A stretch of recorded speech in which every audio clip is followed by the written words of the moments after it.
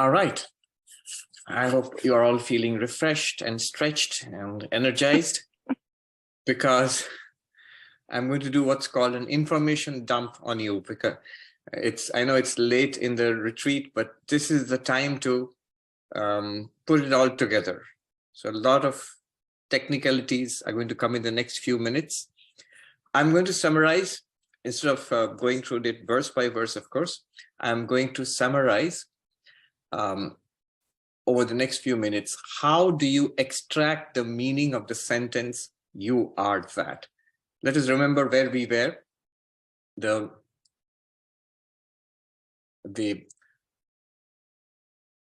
sentence, Tat Tvam Asi, you are that. That is the heart, the essence of Advaita Vedanta teaching. And we analyzed it word by word. In order to know the meaning of a sentence, one must know the meanings of the words, what those words refer to. Tat Tvam Asi, you are that. And yesterday we saw Tvam, you or I. The two meanings. One is the direct meaning, the other one is the implied meaning. The direct meaning is just this person. When I say you, whatever you understand yourself as this person. If you point out to me, I will understand it as this body, mind, this personality, Sarvapriyananda. That's what I am. That's the direct meaning. And then we analyzed it to see that, is that really true? By using reasoning and looking into our experience of ourselves, we found that no, we are the witness consciousness. Yes, there's a body, there's a mind, there's a personality, but behind all of it, illumining all of it, really what I am is awareness. And the body mind is like a cloak that I'm wearing. So I am this awareness. That is the implied meaning of the word you, Tvam. And then today in the morning, briefly, we took a look at the meaning of the word that, Tat. What is that? That is God. From the context. What is the context? The context is the Chandogya Upanishad, 6th chapter, that from which the entire universe has come. So that means God. You are that. Tat. Tat means God. What is God? In Advaita Vedanta, God is consciousness, the same Satchidananda, with the power called Maya. With that Maya, that same Satchidananda now appears as this entire universe.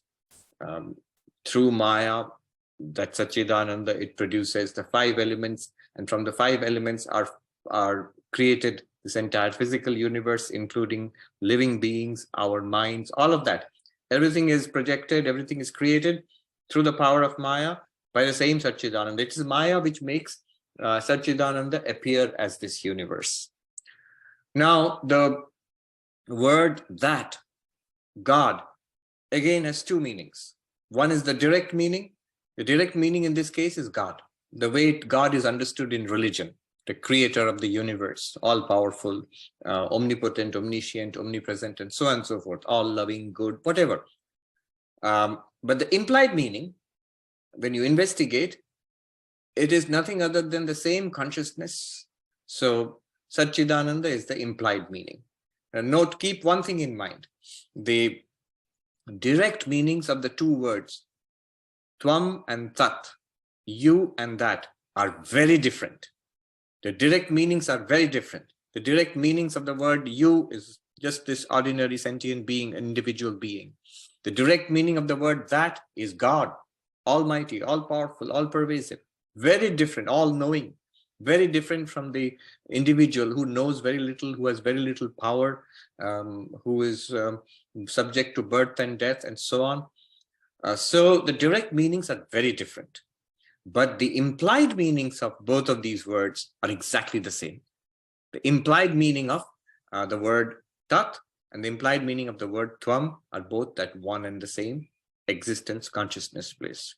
All right, keeping this in mind, now we shall try to do this exercise called Vakya Vritti, extracting the meaning of the sentence, that thou art, Tat Tvamasi, you are that. First of all, why do we need to do this exercise? Why can't we just understand a sentence? If you tell me a sentence, I just understand it. Well, we cannot understand it because, as I said, the meaning of a word that and the meaning of the word you are so different. It's like saying you are God. What will be your reaction? That would be nice, but I'm not. I assure you, I'm not God. I honestly can't say I would love to be God, but I'm not. I'm this miserable creature. I'm subject to so much suffering and limitation, birth and death. So it doesn't make sense. It just doesn't make sense. If we are honest about it, it doesn't make sense at all. And yet it must make sense. If it's supposed to be the heart of Vedanta, the essence of Vedanta, it can't be nonsense. So we need to make sense of it. And so making sense of this sentence is this exercise which we are going to go through, which is called Vakya Vritti, finding out the meaning of the sentence. When the apparent meaning, the meaning which is at prima facie, you get the meaning you are God, that meaning doesn't fit. So the exercise will take us through 3 stages. The first stage is that when we say you are that, so in ancient India, the way they did these philosophical exercises was there were opponents. You want to say something and there are people who are opposing you, different schools of thought. They will put their own interpretation and you have to say why that's wrong and why we are right. So we go with the use of what is called Purva Paksha and Siddhanta. Purva Paksha is the opponent. And Siddhanta is the conclusion or what you want to establish, is what you want to say. So the opponent comes and says, look, it's a sentence. A sentence is a collection of words. And we ask, well, so? But if the words are different, they have different meanings. Each word has a meaning. And if you have multiple words, you must admit there are different meanings. It seems very logical. If you say yes, you're done for.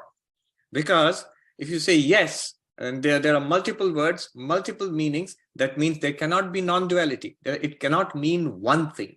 You are that cannot point to one reality. If you agree that different words have different meanings. And so the sentence says, it seems to be a very simple and straightforward claim, you know. When the opponent comes in and says, you want to know the meaning of a sentence? Yes. The sentence has many words. True. Many words have many meanings. And therefore the sentence refers to many things, not one thing, not one Brahman, undivided existence, consciousness, bliss. So what do you do now? This is a trap you have to walk out of very carefully, back out of very carefully. What you do now is say that all sentences have many words. That's true. But just because there are many words doesn't mean that they have to refer to different things. So for example, if you say, Swami is sitting on his chair and talking to us through the computer. Many words. Swami, chair, talking, computer, and they all have different meanings. They're not referring to one thing. Swami is one thing, the chair is another thing, the computer is another thing, talking is another kind of thing. It's an action. And us, talking to us is another thing, and multiple relationships are being established here, sitting on the chair, talking to us through the computer. So it's a complex thing which is being expressed by this sentence. Swami is sitting on his chair and talking to us through the computer. So here in this case, many words, many things, no doubt. However, suppose if I say, in Sanskrit, there is the 1,000 names of Vishnu. Vishwam Vishnur Vashatkaro Bhuta Bhavya Bhavat Prabhu. 1,000 names of Vishnu. There are many verses which include all these names. Now, 1,000 names, 1,000 words, but what do they refer to? Do they refer to 1,000 different things, or they all refer to the same thing? They refer to the same reality called Vishnu. Or in the salutation to Sri Ramakrishna, when we say, Sthapakaya cha dharmasya sarva dharma swarupine.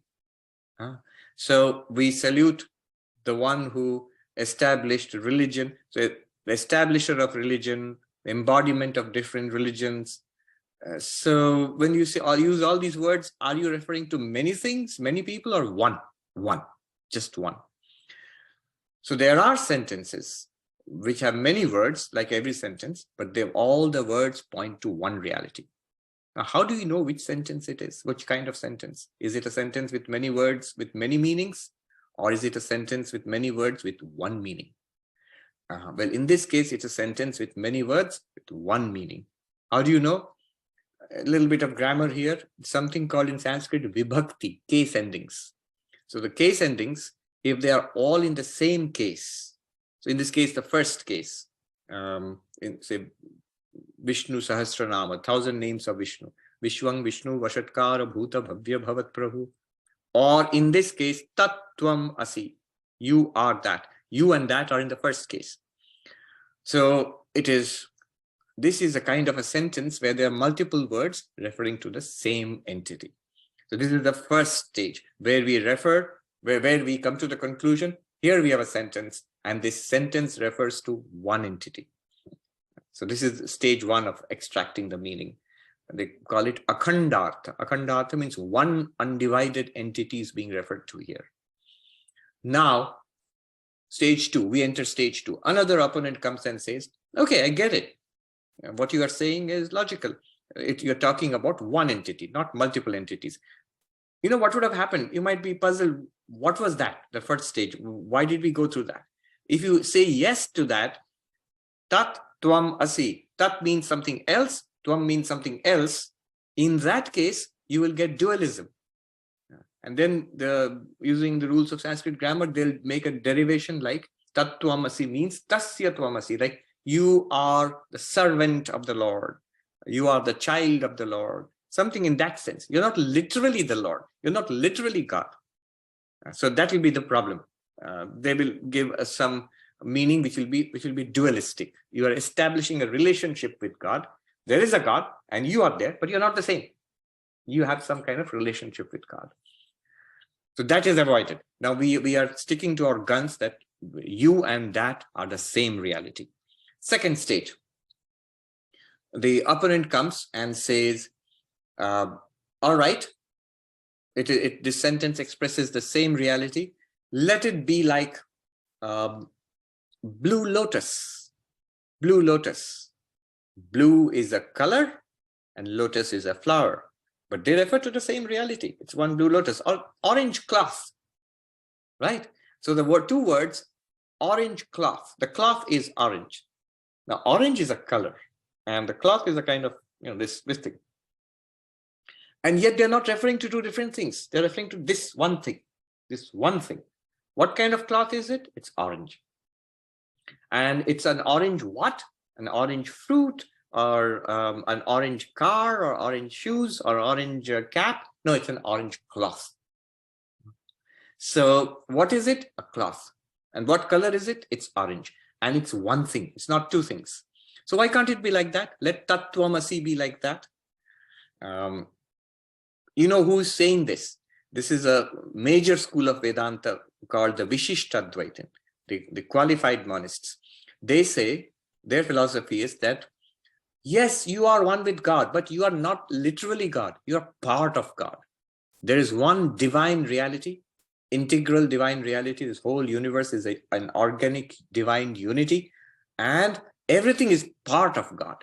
So in that sense, you are one with God, but you are not literally God.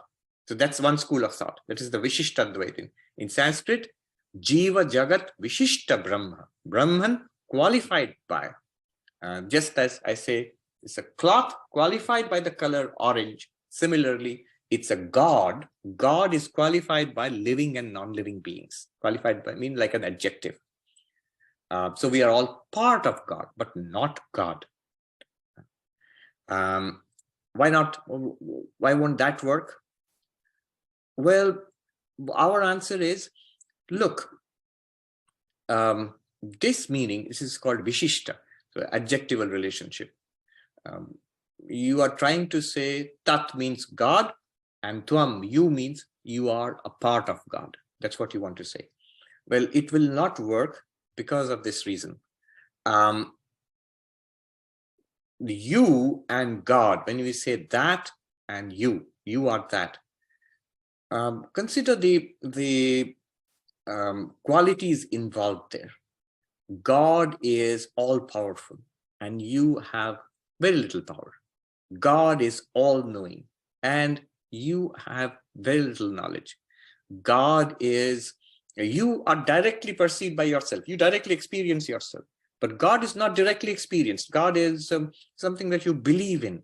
It is indirect, directly experienced and indirectly experienced. Now, if you put them together, they'll become contradictory. You're saying it's one reality, one qualified by the other. Then what kind of relationship will it be? That it will be something which is all powerful, little powerful, all knowing, little knowing, and all pervasive, little pervasive, and directly known and indirectly known altogether. It's not possible. You know what I mean by this? You can say orange cloth, that works. You can say tall man, that works. But if you say tall short man, you see, everybody looks puzzled. Tall short man, what do you mean? If you say that a fast slow car, what do you mean? You can't have contradictory qualities and they say it, or both of them refer to the same reality. Similarly, I, this miserable little creature, little knowing, little powerful, so small, and God, who is all powerful, all knowing, how can they be the same reality? How can you put them together like that? You can't. Do you get the, I hope you get our objection, our counter objection. It's not that kind of a relationship like a blue lotus or an orange cloth. When you say you are that, you're not, you and that are not related like orange and cloth. So that orange cloth is one entity. That's a perfectly valid statement. But you and that are, you and God are not related like that. They're contradictory. You can't relate it like that. Then the only thing to do is, see, the opponent will now ask, okay, smart guy, fine, I agree, my way is not working. How do you make this work? You are that, how? Well, now we bring in all that implied meaning which we were doing earlier. So notice, as individual being, an ordinary human being, and all-powerful God can't be the same. However, if we take the implied meaning, the implied meaning is I am pure consciousness, Satchidananda, and God is pure consciousness, Satchidananda. Then you are that works. I am Brahman works. So we want to take the implied meaning. So this is our proposal. We will not take the direct meaning of you are that. Directly doesn't work. See, here is the huge debate. The dualistic schools of Vedanta, which are basically bhakti schools of Vedanta, they are furious with us, with the non-dualists. They say, what arrogance, what blasphemy. You think you're God? This is just unbelief, blasphemy. But they think that we take it in the literal sense, a direct sense that I am God. This guy is God. No, that's megalomania. That's craziness. When we say I am God or you are God, you are that, we are taking the meanings of the word you and that in the implied meaning as pure consciousness. In Sanskrit, lakshyartha, not vachyartha. Vachyartha, direct meaning. Lakshyartha, implied meaning. All right, so you want to take implied meaning. Now here also there is a problem. Implied meaning can be of three types. You have a choice. How do you take the implied meaning? There are three routes to it. One is called, I'll tell you the Sanskrit term and translate. One is called Jahad Lakshana, implication by giving up the meaning. The second one is called Ajahad Lakshana, implication by not giving up the meaning. And the third one is called Jahad Ajahad Lakshana, implication by giving up part of the meaning and retaining part of the meaning. And as you might think that we want the last one, but let's go one by one. There's three of them. And just by the way, this is not as strange or difficult as it sounds. We use these things all the time. I took a bath in the holy Ganga, the river Ganga. The river Ganga, when I say river Ganga, if you just mention the river Ganga or the Ganges, it's the river flowing from the Himalayas, Gangotri, to the Bay of Bengal, through thousands of kilometers across the plains of India from the mountains. Now, when I say I took a bath in the Ganga, I don't mean that I took a bath in the whole of the Ganga from the mountains to the ocean, to the Bay of Bengal. No, I just mean I went to the Ganga on the bank of the Ganga near the monastery, and I took a dip there into that little bit of the river. And everybody understands. You don't have to explain all of that. When you say Ganga, you mean the whole river. When you say I took a bath in the Ganga, you mean you took a bath in a tiny part of the river at one particular moment. And everybody understands that. So when you use the Ganga in the first sense, you mean the whole river. But when you say I took a bath in the Ganga, you mean a little part of the river. And everybody understands that. Another example I gave was when I say I ate a mango, I bought a mango. You mean you bought the whole mango. And when you say I ate the mango, then you mean that you left out the skin and the seed, and then you took just ate the edible part of the mango. And you don't have to explain all that. When you say I bought a mango, everybody knows that you bought the whole mango. And when you say I ate the mango, everybody knows that you just ate that edible part of the mango. So the same word mango. In the first one, you mean the whole thing. In the second sentence, you mean just one part of it, and you leave out the other part, and everybody understands this. This is the implied meaning. Now, we're going to take implied meaning. One way of taking implied meaning is to give up the whole meaning altogether. So the classic example that is used in textbooks is, the Sanskrit example is Gangayam Ghoshaha. The colony of the milkmen is on the Ganga, the river Ganga. It's just a way of speaking. You understand immediately that the milkmen don't live on the river or in the river. They live on the bank of the river. It's used in English too. Stratford-on-Avon. When you go to England, they will show you Shakespeare's house.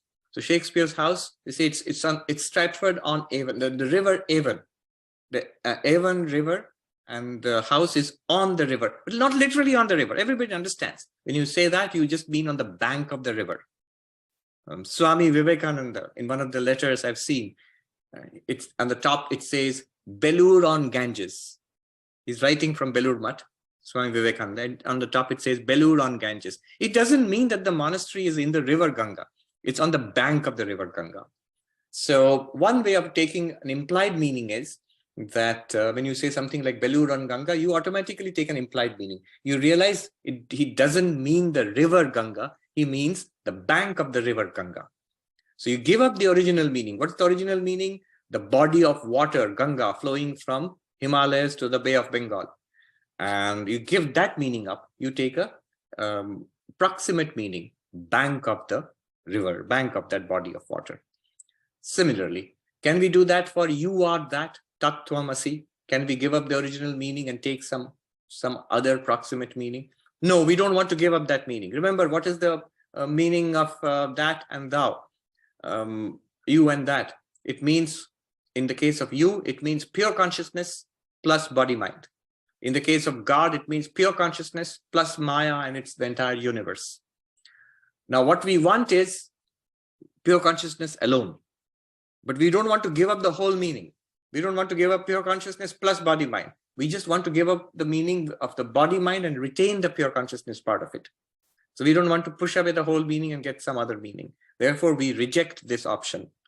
What option do we reject? The Jahad Lakshana, the implied meaning, by giving up the original meaning and taking approximate meaning. Just remember, Stratford-on-Avon or Belur on Ganges. Yeah, we can't do that because there's something that we want to retain in that meaning. Then the next way of getting an implied meaning is called Ajahad Lakshana, not giving up the meaning. What does that mean? The classic example they give in the textbooks is Shona Dhavati, the red one is running. The red is running. Red is a color. Well, here's the problem. In English, a color can run. if a cloth gets wet and the color, you can say the red is running, it makes sense. The color is running. But anyway, what they mean here is horse races. There's a horse race going on. And maybe the red one is the favorite and it's winning and people are shouting, the red one is ahead, the red is ahead. What you mean is the red horse is ahead. you want to add the word horse to the word red. And everybody understands this in the context of a horse race. So the ancient non-dualists were a pretty racy people. They were philosophers, and they went to the horse races too. So you have the red horse is running. The red is running, you mean the red horse is running. So can we do that? Can we do that? We can say to you are that, Tattvamasi. Can we add something to that and get the right meaning? Get the implied meaning? That will not work. Why? I am consciousness plus mind plus body. If I retain the body-mind identity of this person, and then no matter what I add, if I add God to me, I am this individual being, consciousness plus body-mind, this guy, plus that. Well, I still retain my problems. You may add all sorts of great things to me, but I still retain, if I'm still this person, I still retain the problems of this person. And it does not take me beyond limitation, beyond sorrow. The funniest example, joke on this, but it's a nice example to understand what's going on here, is this couple who were going to a party. And the wife, before they left, the wife said to the husband, "What's that stink?" And the husband said, "Oh, it's my old socks." And the wife said, "How many times have I told you? Change your socks. We're going to a party." And then the husband, he changes his socks, and then they go to the party. And in the party, the wife, she smells that stink again. She goes up to the husband and said, "Didn't I tell you to change your socks?" The husband said, "But I did." And then the wife said, "But how do I smell that stink again?" "Oh, the old socks, they're in my pocket. I put them in my pocket." Now that will not work. If you want to remove the stink of your problems, you have to get rid of the source of the stink, which is this limited body-mind identification, that I am this limited person. To this, if you add, to red, you add horse and you get the meaning red horse. If you add to this little person born and dying and suffering, plus you add that, God, you are not making a difference. I mean, you can't do it, it's contradictory, but you wouldn't, the stink would still be there if I'm still the same person. Okay. Now we don't accept this second method also. Now we have the third method. The third method is what we want. It's called Jahad Ajahad Lakshana, or another name is Bhaga Tyaga Lakshana. Big Sanskrit names. All it means is give up part of the meaning, retain part of the meaning. Give up which part of the meaning? We give up body, mind, the gross body, subtle body, causal body. Giving up the meaning doesn't mean giving up the body. You're not supposed to commit suicide. We're just trying to find out what it means when it says you are that. And for God, for that, you give up Maya and you just take pure consciousness as such. You take the implied meaning. So that's what we did all of yesterday. And in the morning today, we saw my real nature is the witness consciousness, pure consciousness. And God's real nature is that same consciousness, Satchidananda. In that sense, it is true that you are that. It is true that I am Brahman. Tattvamasi aham brahmasmi is true. That's my real nature. What does this mean? I'll just read a couple of verses, very powerful verses, and we'll go on.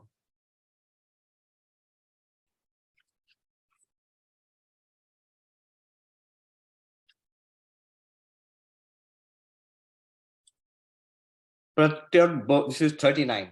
If you have a book, you can take a look. Pratyak bodhoya abhati sodvayananda lakshanaha advayananda rupascha pratyak bodhaika lakshanaha. What appears to be this individual consciousness within us?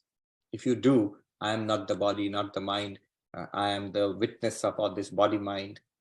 I am the consciousness in which appears the five koshas, or I am the consciousness in which appears the waking, dreaming, deep sleep. I am the witness consciousness. If you do that, that is called pratyak bodha, the inner consciousness. What appears as this inner consciousness is exactly that ultimate reality, that which is God of the universe.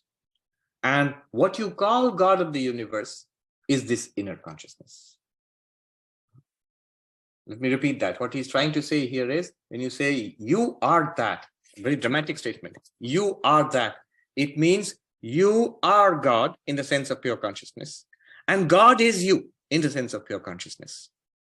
Or translating, drawing out the implications, when you say you are God, it means you are not a body, you are not a mind, you are not this personality, you are unlimited consciousness. On the other side, when it says God is you, it means other than you, that unlimited consciousness, there is no other God.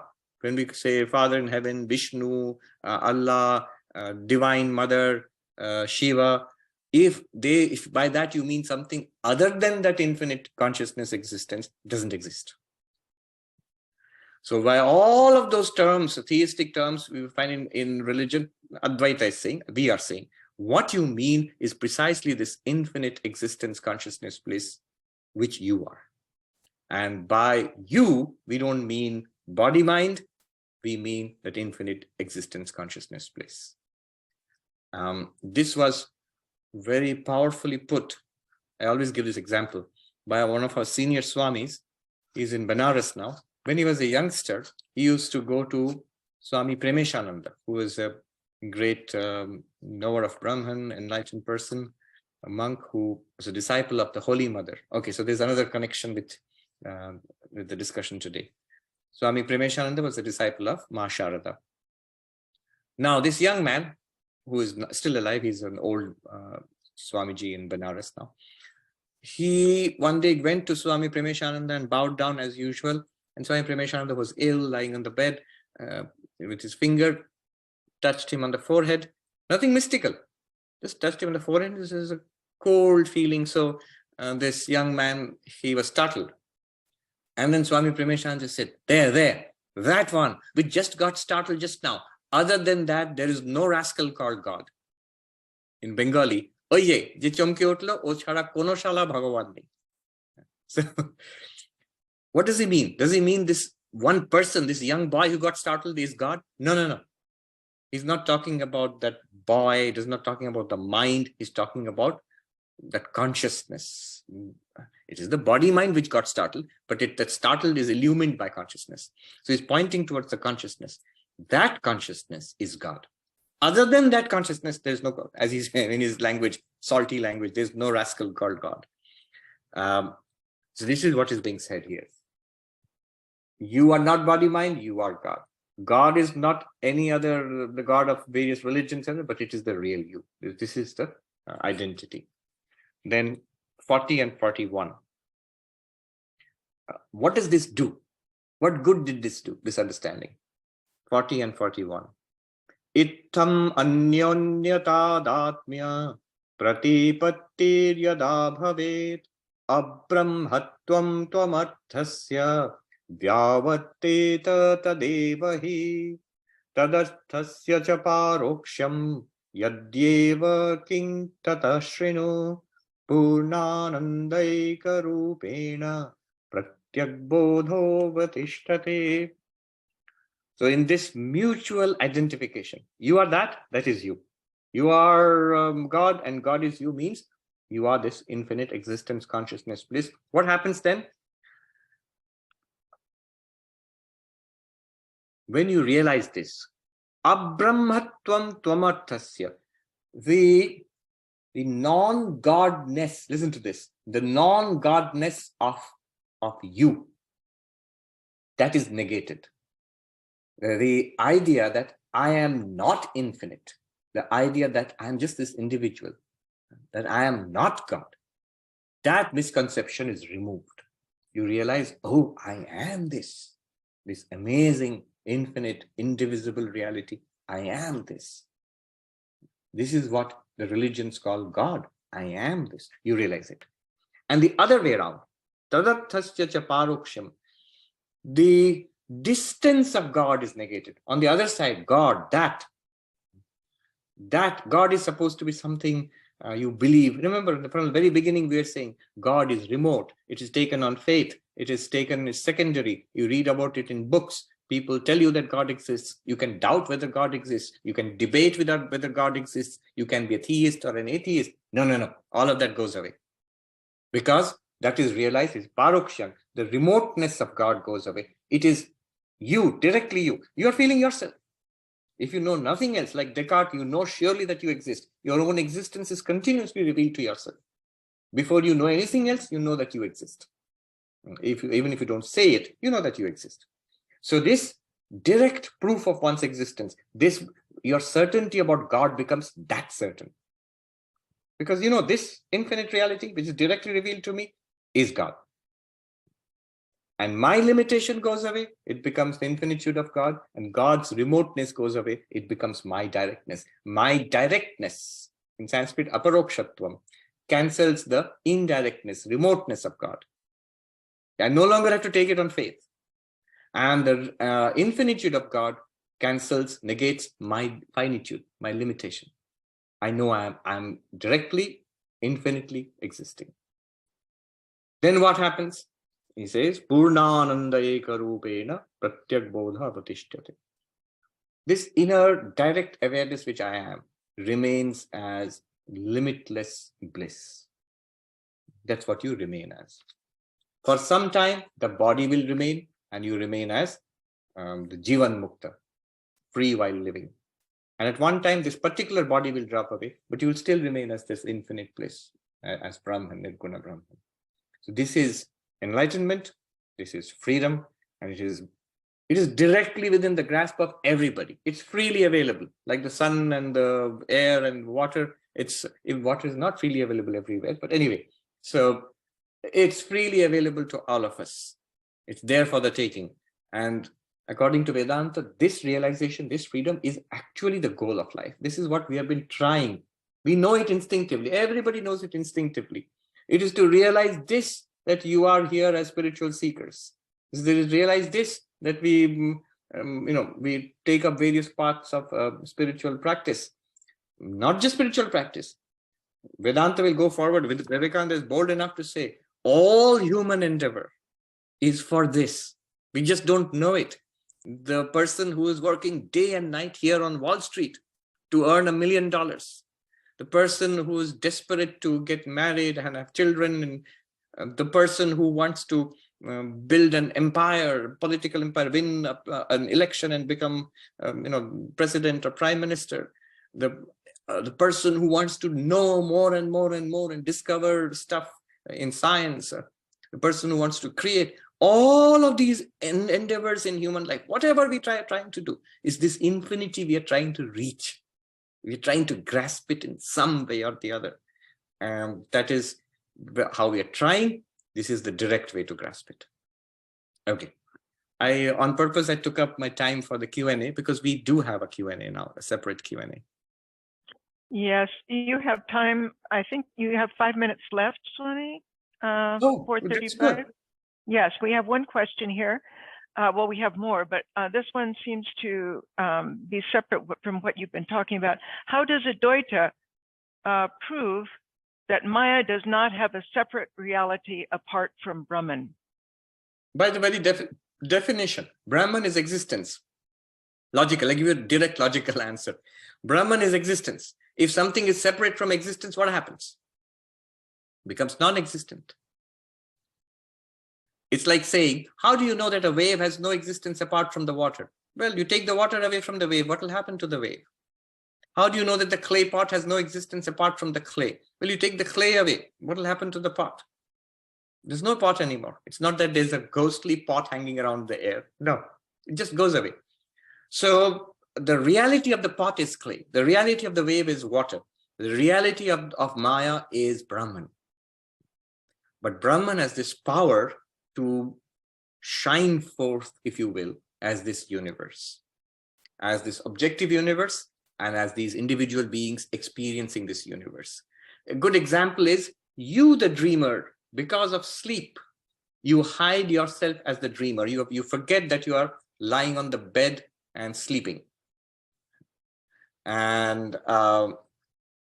now what happens is that the mind, on the basis of that self-forgetfulness, creates a dream world. and it projects you into the dream world. What is that dream world made of? It's made of the mind. And what is this guy in the dream world who's dreaming, who is enjoying and suffering in the dream? It's you, it's the mind. The mind alone in its own place has created, first of all, it forgets itself, that I am on the bed and lying down. Step one. So Maya covers Brahman. The game of life cannot go on unless Brahman is covered. And then Maya projects Brahman as a universe. It projects Brahman as space, as air, as fire, as water, as earth. And by mixing up these stuff, it makes stars and planets and galaxies. And then it projects Brahman as sentient beings, which will experience this world. Brahman alone, through Maya, is appearing as all of this. Maya by itself doesn't exist.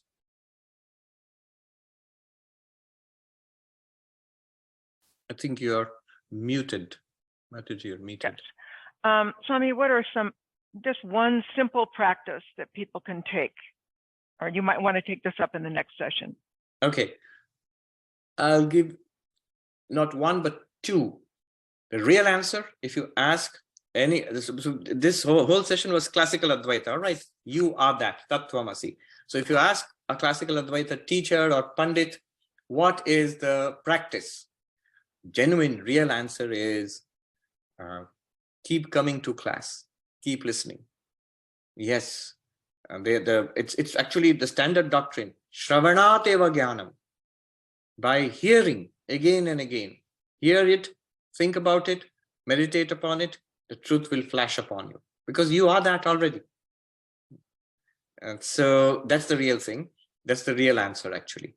But if you want, I know when people say, give us one practice, there are many such practices, and all these practices are basically like tricks to turn your mind and make it see that you are basically pure consciousness. So whenever there is a problem, whenever you want to see yourself as Brahman, as in your real nature, because when you're active in the world, you can't keep that framework in mind, but it can be in the background. So whenever you want to know this, then what you do is that consider anything in a flower, a pen, a mobile. Well, don't consider the mobile phone because you'll get sucked into it. So a book. Here is a book, and the eyes are watching the book. Blink the eyes. The mind noticed the eyes are blinking. Now there's the thinking going on in the mind. I, the consciousness, am aware of the thinking. I am consciousness. I am not an object, not the body, not the eyes, not the mind. You can do it anytime. You can do it anytime. And then notice, after that, notice the consciousness has no problem at all. Mind is very annoyed or upset. Consciousness is that which illumines the annoyed mind or upset mind. Consciousness is not annoyed or upset. So this is one technique. This is called Drigdrishya Viveka.